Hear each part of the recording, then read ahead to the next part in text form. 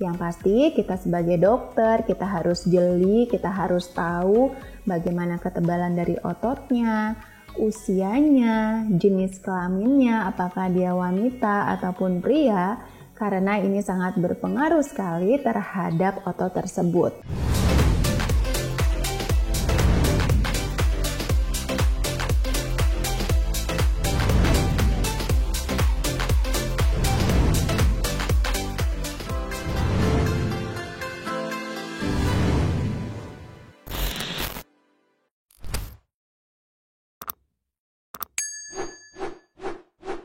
Setelah beberapa minggu yang lalu saya upload video mengenai botox, banyak sekali pertanyaan terutama di DM Instagram, dan saya akan ambil berbagai pertanyaan yang paling banyak ditanyakan oleh teman-teman. Dan selanjutnya kita lihat pertanyaan yang pertama, yaitu botox tersebut bahaya atau tidak. Udah 3 video sebelumnya yang saya paparkan bahwa botox tersebut tidak berbahaya sama sekali. Yang penting menggunakan produk yang aman, penyuntikannya tepat, dilakukan oleh dokter yang kompeten, dan jarak antara botox pertama dengan botox yang kedua dan seterusnya juga ada ketentuannya. Kalau misalnya botox tersebut berbahaya, pasti saya tidak akan melakukan, dan di wajah saya pun tidak akan saya lakukan tindakan botox. Jawabannya, botox tersebut pastinya aman. Kemudian pertanyaan yang kedua, botox tersebut tahan berapa lama? Ini pun sudah dijawab di video, tapi banyak sekali pertanyaannya. Jadi menurut literatur bahwa botox tersebut tahan hingga 6 bulan, tapi itu tergantung bagian mana yang kita suntikan. Biasanya menurut praktek saya sehari-hari ada bahkan botox yang bisa bertahan lebih dari 6 bulan, seperti 8 bulan ataupun setahun.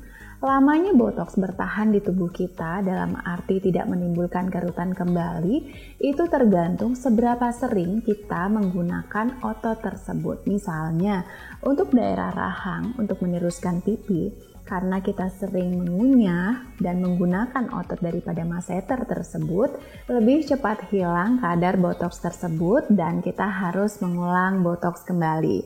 Pertanyaan yang ketiga, setelah botoxnya habis, akankah kerutannya menjadi lebih parah? Ini pertanyaan yang paling tersering. Jadi itu tidak sama sekali.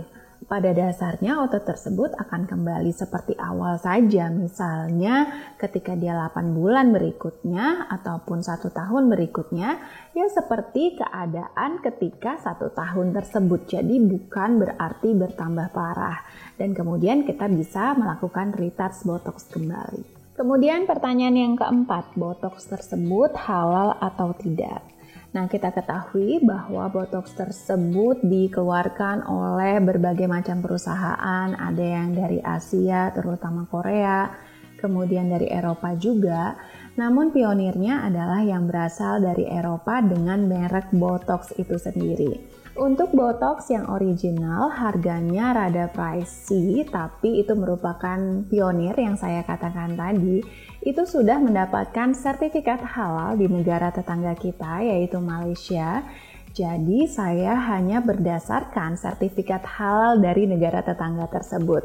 Jadi botox tersebut ada yang halal tergantung merek apa yang digunakan. Maka untuk yang muslim silahkan ditanyakan kepada dokternya menggunakan botox merek apa, itu hak kita sebagai pasien, dan kita di situ bisa menanyakan juga apakah merek tersebut halal ataupun tidak. Pertanyaan yang kelima yaitu proses pengerjaan dari botox berapa lama? Proses pengerjaannya itu sebentar sekali, tapi tergantung bagian mana yang kita lakukan tindakan botox. Biasanya rata-rata 15-30 menit dan pada umumnya 15 menit saja sudah cukup. Tapi sebelum dilakukan botox, kita melakukan tindakan anestesi yang memakan waktu sekitar 30-40 menit. Namun, ada beberapa pasien yang sudah sering dan rutin melakukan botox, tidak melakukan anestesi lagi karena sudah terbiasa dan dirasakan nyaman-nyaman saja. Selanjutnya, pertanyaan yang keenam, apakah setiap botox yang digunakan di setiap klinik berbeda atau sama? Seperti yang saya sampaikan sebelumnya bahwa botox tersebut dikeluarkan dari berbagai macam perusahaan yang dari Asia, Eropa, dan sebagainya. Jadi pastinya setiap klinik bisa saja memiliki merek yang sama dan juga bisa saja memiliki merek yang berbeda. Namun kandungannya tetap sama, yaitu botulinum toksin yang fungsinya sama untuk menghilangkan kerutan dan sebagainya. Pertanyaan yang ketujuh ini rada nyambung dengan pertanyaan yang pertama, apa aja kegunaan dari botox? Sebenarnya pun kegunaan dari botox sudah saya sampaikan di video yang pertama, tapi mungkin itu sudah lama sekali.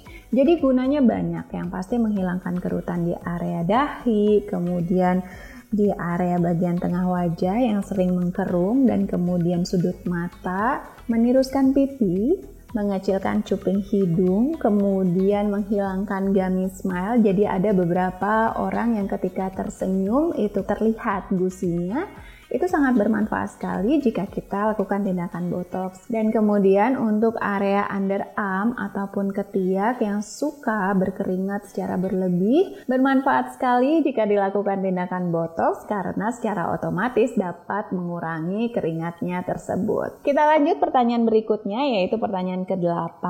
Lumayan banyak pertanyaannya, ada 10. Apakah benar botox ini mengurangi keringat di area ketiak? Oh, tadi saya sudah jawab bahwa bisa botox mengurangi keringat di area ketiak.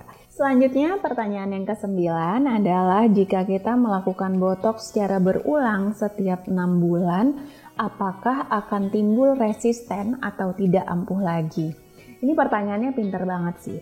Jadi jelas tidak jika kita melakukannya dengan jarak di atas 6 bulan. Sebagai dokter, kita harus sangat memahami bagaimana bentuk ototnya, letaknya di mana, dosisnya berapa, itu sangat mempengaruhi sekali bagaimana ketahanan daripada botox tersebut. Namun ada pernah ditemukan resisten terhadap botox, biasanya ini pada individu yang mudah sekali membentuk antibodi ketika dimasukkan suatu zat di dalam tubuh kita.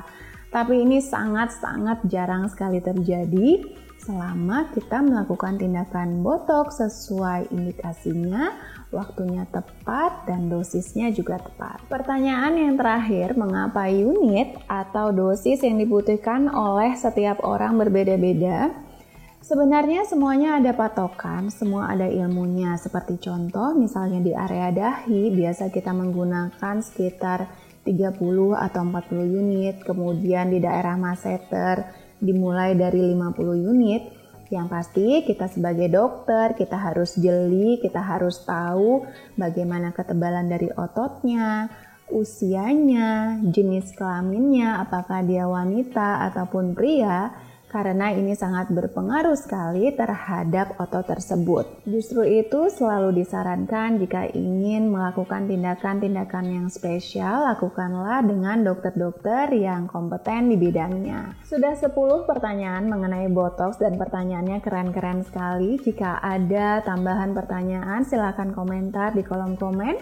Jangan lupa like, share, subscribe, dan bunyikan loncengnya. Sampai ketemu lagi di Q&A, tips, dan jurnal Dokter Ika berikutnya.